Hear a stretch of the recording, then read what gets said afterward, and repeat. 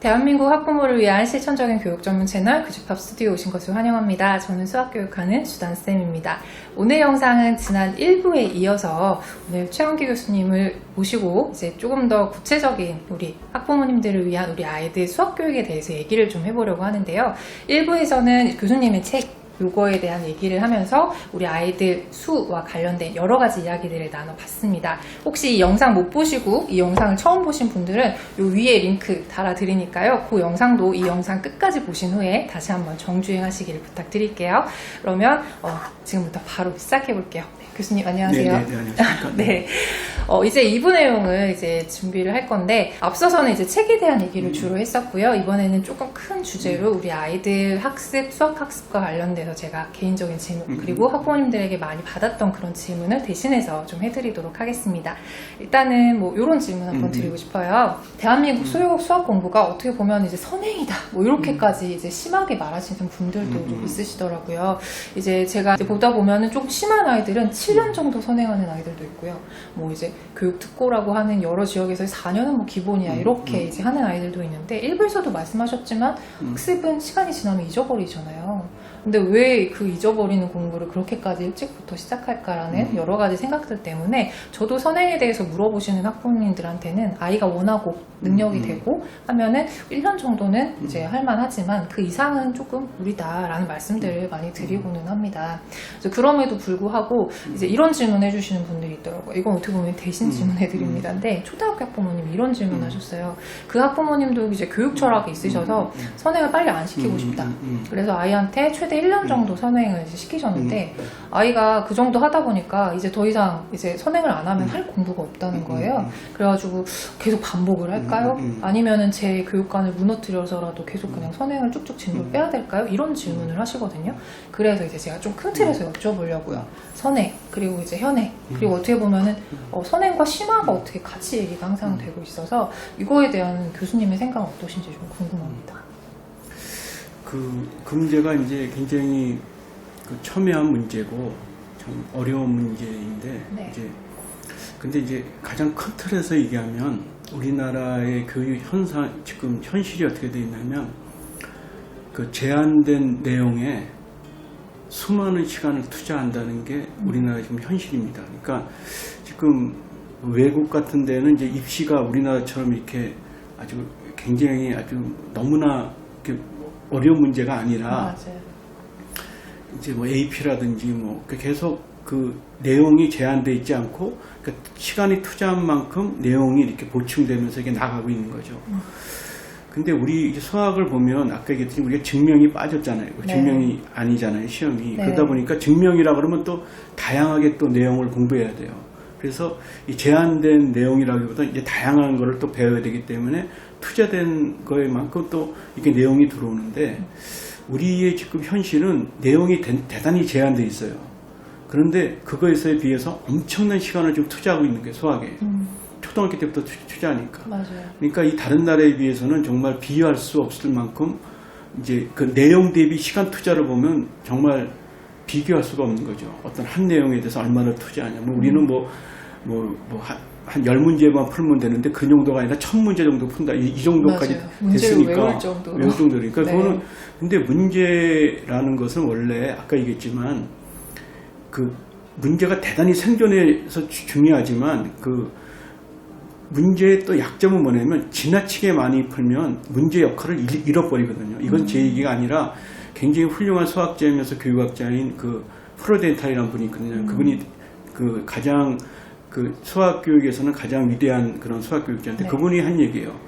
지나친 문제풀이는 문제의 제 기능을 잃어버린다는 거거든요. 근데 우리는 너무 문제를 많이 풀다 보면 또 그런 문제 갖고 있는 제 기능이 있는데 이것이 패턴화되고 기계화되면 또 그 기능마저도 좀 안 좋아지는데 근데 선행을 생각하면 이제 그것은 교육의 기본 목표가 원래 그냥 최고의 능력을 갖게끔 한다. 그러니까 그것으로서는 뭐 선행한다는 게 이해가 가죠. 그 자체가 이제 그 자체가. 근데 이제 선행은 대단히 미묘한 것이 선행할 수 이렇게 말씀드리면 굉장히 죄송스럽지만 그 기반에 따라서 선행을 할 수 있는 그런 수준에 있는 그런 학생이 있고 그렇지 않은 학생이 있어요.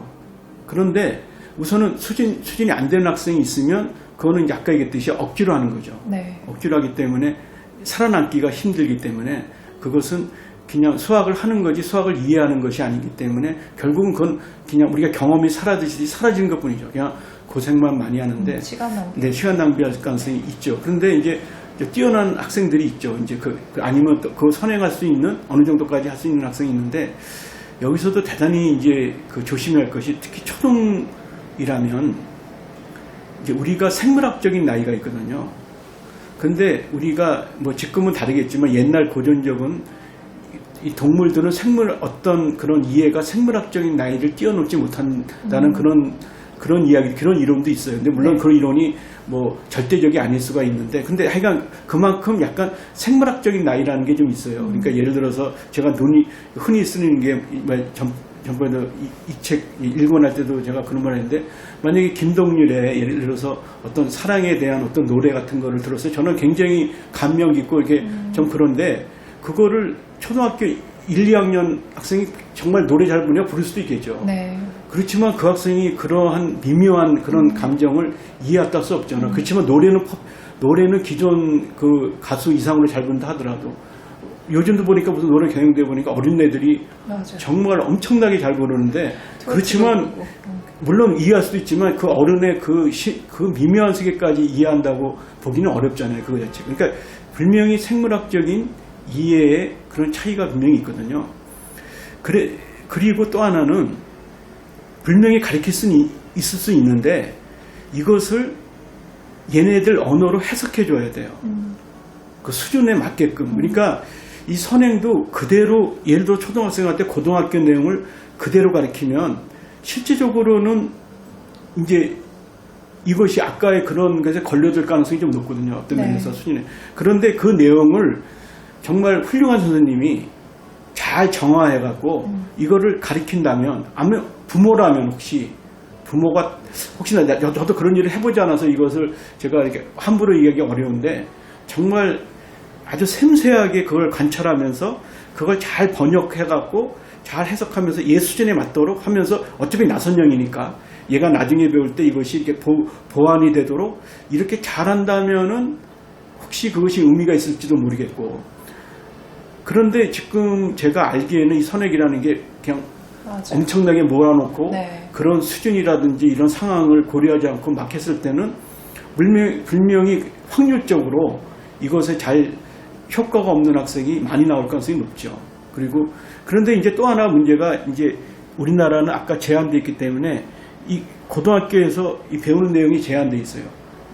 빨리 가더라도 거기서 스톱을 하고 다시 그걸 재반복해야 되는 거지. 근데 반복 훈련이라는 것은 적당하면 좋은데 너무나 많으면 흥미를 잃게 되거든요. 그래서 얘가 물론 이제 선행을 해갖고 승리를 잃으면 뭐 이제 능력이 이렇게 높아질 가능성이 없어서 안 좋고, 이제 선행을 잘해서 이제 수학 실력이 좋더라도 나중에 이게 스톱돼서 계속 억지로 하면서 흥미를 잃게 되면 약간 탈진되거든요. 어떻게 보면은. 그렇게 되면, 그렇게 해서 대학에 들어오면, 그러면 정말 우리가 얘의 능력의 최대치가 되는 때가 언제 있겠어요? 선진국에서 어느 때를 타겟을 놓고 하겠습니까? 대학이겠죠. 대학입니다. 대학. 원래는 이 학생들의 가장 능력의 극대치가 대학에다 몰아놓고 그때부터 훌륭한 학문을 배워서 얘가 그 능력을 극대화시키는 게 교육의 목적이거든요.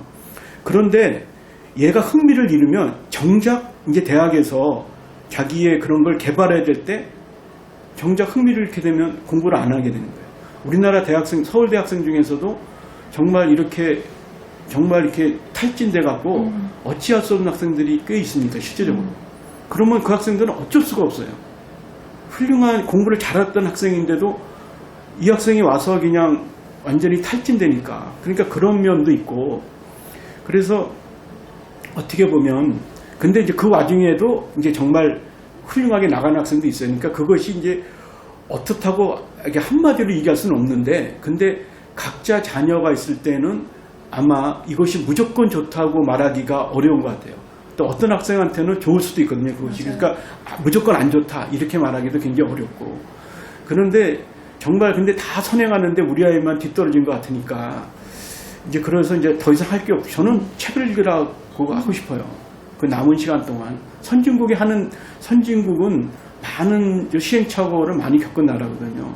그러니까 주로 많은 시간을 독서를 시키거든요. 그러니까 이게 더 이상 할 게 없다 그러면 그냥 다른 이제 수학 관련 도서라든지 과학 도서, 그 다음에 무슨 좋은 이런 인문학 책, 그다음 그런 책들은 계속 수년 맞도록 너무나 많은 건 제한돼 있지 않잖아요. 그런 것들, 그런 것을 하게끔 하면 굉장히 좋은 것 같고, 근데 우리 아이만 뒤떨어질 수 없다 그러면 아까 말씀드렸듯이 한 학기나 1년 정도 만약에 불안하시다면 그렇게 하고 그냥 그러시면 저는 한 학기 1년 하는데 왜 부족하는지를 저는 개인적으로 잘 이해를 못해서 제가 말씀드리기가 좀 어렵습니다. 방금 말씀해 주신 것처럼 이제 해외 사례를 조금씩 말씀해 주셨잖아요. 그래서 저도 이제 해외 경험이 있었던 거를 조금 연결지어서 질문을 좀 드리고자 한다면, 코로나 전에 제가 핀란드에 이제 교육연수 2번 정도 갔었어요. 그래서 이제 초중고등학교 학교에도 방문도 하고 아이들이랑 인터뷰도 하고 선생님도 인터뷰하고, 그리고 이제 거기 있는 수학 선생님이랑 같이 이제 연수 같은 것도 받고 이랬었는데, 그때 이제 저는 핀란드 애들이 도대체 얼마나 잘하길래 그렇게 비교가 많이 되나 싶어가지고 우리나라 5학년 그다음 중학교 2학년 문제를 가지고 기본 문제를 가지고 가서 그 학교 아이들한테 풀려봤었거든요.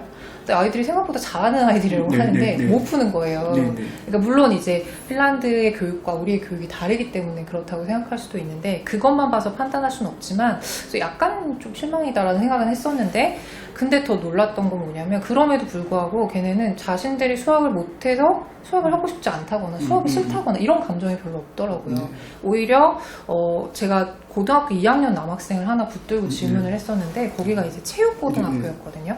그래서 그 아이가 이제 수학 좀 수준 높은 반 학생이라고 이제 인터뷰를 잡아주셔서 얘기를 하는데, 그 아이가 유도 전공 학생인데 왜 이렇게 수학이 굳이 필요하지 않은데 어려운 걸 공부하냐, 이런 말도 안 되는 질문을 하면서, 도대체 너는 수학이 네 인생에 뭐가 도움이 된다고 생각해? 라고 질문했더니 그 아이가 하는 말이 유도 동작이나 뭐 이런 여러 가지를 하는 데 있어서 본인이 수학 공부를 한 게 분명히 도움이 된다라고 믿고 있다는 거예요. 실제로도 그렇고, 그래서 수학을 더 잘하고 싶다 이런 얘기를 해서 좀 부럽다 이런 생각을 되게 많이 했었거든요.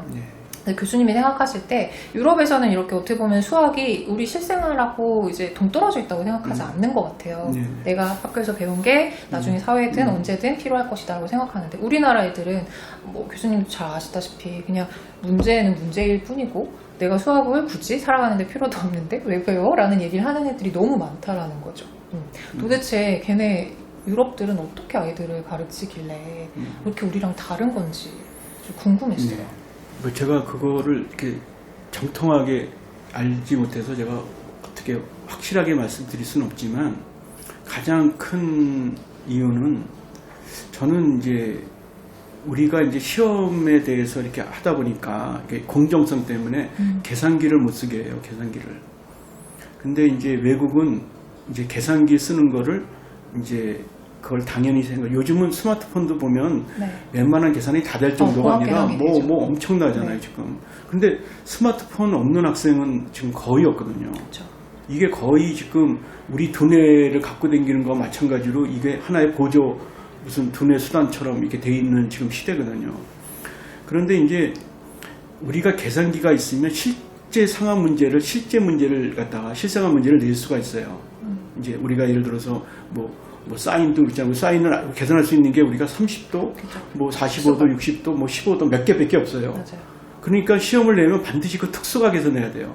그러니까 사인 그런 거를 한다 그러면 그 문제를 조작을 해야 되거든요, 데이터를. 그러니까 우리의 문제는 거의 다 조작된 문제들인 거예요. 그러니까 학생들이 조작된 문제를 푸는 거죠, 계속. 그러니까 수학 문제에서 실생활 문제를 풀지만 애들은 알아요. 이게 실생활 문제가 아닌 거를. 이걸 실생활에 실제로 데이터가 그게 아니잖아요. 겉모양만 그러죠. 그러니까 이것은 약간 학생들이 하면서 오히려 학생들이 이 수학은 실생활에 잘 적용하지 못하고 뭔가 이렇게 조작된 상황에 적응하는, 그러니까 약간 이렇게 좀 뭔가 소외를 시키는 거예요, 수학을 대해서. 그런데 이제 외국 같은 경우는 계산기를 쓰니까 문제를 만들 필요가 없죠. 실생활 문제를 주면 되잖아요. 그렇죠. 그러니까 항상 교과서가 다 실생활 문제로 이렇게 돼 있는 거예요. 항상 어떤지 수학을 쓸 수가 있구나. 그러니까 얘네들이 수학을 공부를 잘해도 항상 수학을 쓸 수 있다는 관점이 있어요. 그래서 사회가 수학을 많이 쓰는 사회가 돼요. 우리가 제한된 지식에 우리가 1000배를 우리가 많은 시간을 투자해도 우리는 애들이 수학을 안 써요. 이상하게. 우리나라에서 보면 대학에서도 이제 다른 이제 외국에 비해서 교수님들도 수학을 좀 덜 쓰죠. 이제 우리나라. 그리고 사회도 수학을 이렇게 많이 배우는데 수학적으로 잘 안 돌아가는 세상이죠. 우리가 데이터를 이렇게 아주 강력하게 의존해서 이렇게 추론하는 사회도 아니고. 네. 그런 걸 보면은 우리가 이제 수학에서 배운 아까 그 전이가 잘 안 되고 있거든요. 그 자체가. 그러니까 그런 현상들이 이렇게 어떤 그런 이제 사회 현상이나 이런 것을 적용하려는 것이 굉장히 좀 어려운 지금 우리의 지금 그런 현상이에요. 그래서 결국은 이제 우리가 그 실생활 문제를 하려면 계산기를 도입하는 것을 우리가 빨리 이제 도입해야 되고, 이것이 계속 이제 시험의 공정성 때문에 계속 이제 그게 걸려 넘어지는데, 그렇지만 그것도 이제 우리가 잘 이렇게 할 수가 있거든요. 그 자체도 이제 할 수가 있고, 어차피 우리가 스마트폰이 있고 이런 시대에 그걸 활용하지 않고 공부한다는 거는 굉장히 괴리된 거잖아요. 그걸 어차피 그 얘네들이 사회에 나가서 쓰려면 스마트폰을 옆에 두고 요즘은 이렇게 하는 그런 사회니까. 그래서 그 어차피 이제 그런 면에서는 이제 계산기 활용 이런 것들을 이제 본격적으로 이제 의논하고 이것을 도입하는 방안에 대해서 이렇게 생각할 때가 된 것 같습니다. 네, 어떻게 보면은 교수님 말씀대로 우리가 수를 이렇게 개념적이나 스토리로 배우는 게 더 중요하다는 생각이 드는 게, 그런 사회가 되면 지금은 어떻게 보면 이제 연산 능력을 물어보는 그런 시험들인 거잖아요. 근데 만약 그런 사회가 되면 오히려 이렇게 개념을 정확하게 아는 아이들이 이제 연산을 제대로 할 수 있는 이런 세상이 되지 않을까라는 생각이 드네요. 네. 마지막 질문 하나만 더 드리고 이제 교수님을 보내드려야 될 것 같은데요. 마지막 질문은 교수님이 이제 주변 분위기 때문에 아이 공부하는 데 있어서 이렇게 흔들리는 그런 엄마들한테 살짝 조언 부탁 하나 드릴게요. 수학이 너무 중요하지만 혹시 수학을 못할 수도 있거든요. 대단한 겁니다. 그럼요. 그리고 근데 수학만 못하는 거로 끝쳐야 돼요. 얘를 다른 분야까지 못하게 해서는 안 되거든요. 그러니까 이게 정말 굉장히 조심할 점인데, 수학은 계단한 분이기 때문에 얘가 어느 정도 이렇게 1단계 이게 잘못해갖고 1단계 있으면 5단계를 이렇게 가기가 어려워요. 기다려줘야 되거든요. 이건 2단계를 밟아야 돼요, 반드시. 그래서 이 작은 성취를 계속 이루도록 해야 되는데, 계속 이제 야 너는 쟤랑 같이 공부했는데 얘는 그걸 푸는데 너는 이거 왜 안 못해? 그리고 자꾸 압박을 하게 되면 점점 흥미를 잃거든요.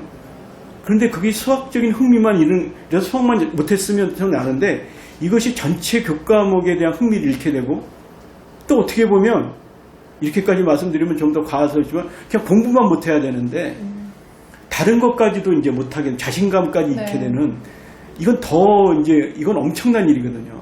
수학을 못한다는 것은 물론 큰 문제지만 이 전체 과목에 흥미를 잃는 거에 비해서는 그건 너무나 큰 문제고, 그리고 이 공부를 못하는데 자신감을 잃은 거는, 이거는 비할 나위 없이 큰 문제거든요, 이것이요. 그래서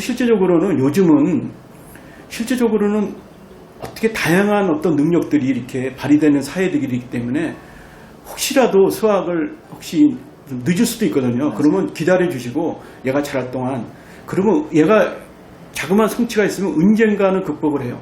왜냐면 애들은 씨앗이거든요. 어린 애들은 씨앗은 분명히 영양분이 있으면 싹을 터요. 겨울에 그냥 얼음판을 갖다가 그걸 뚫고 나오는, 어느 때는 그냥 이런 돌을 뚫고 나올 수 있는 게 생명력이거든요. 씨앗들이거든요. 애들은 씨앗인데 영양분만 있으면 자라는 거예요. 그게 자신감이거든요, 그것이. 그런데 어떻게 보면은 영양분은 여러 가지 영양분이 있잖아요. 그러니까 어떤 한 가지 영양분이 부족하고 나머지 영양분이 다 보충할 수 있는데, 한 가지 영양분이나 모든 영양분을 끊어버리면 안 되는 거니까. 그러니까 저는 제가 수학을 이렇게 하지만 이제 어떻게 보면 이 수학이 좀 어려운 면이 있거든요. 그래서 첫 번째는 학생들이 이렇게 좀 이해하고 흥미를 갖게끔 하는 게 대단히 중요하고, 정말 만에 하나 학생이 이렇게 흥미를 잃으면, 너무나 수준이 실력이 없는 것 같으면 기다려줘야 돼요. 갑자기 야단친다고 되는 것도 아니고 또 갑자기 실력이 늘어나지 않아요. 그래서 작은 성취를 가져 자신감을 가지면 그 씨앗은 언제든지 자라요. 그걸 믿으시면 얘는 그래서 수학에 대해서 조금씩만 자신감을 가지면 언젠가는 회복할 겁니다. 씨앗이기 때문에. 그래서 저는 그것이 너무나 중요한 것이라 생각합니다. 제가 1부 마무리에서도 말씀을 드렸었는데요.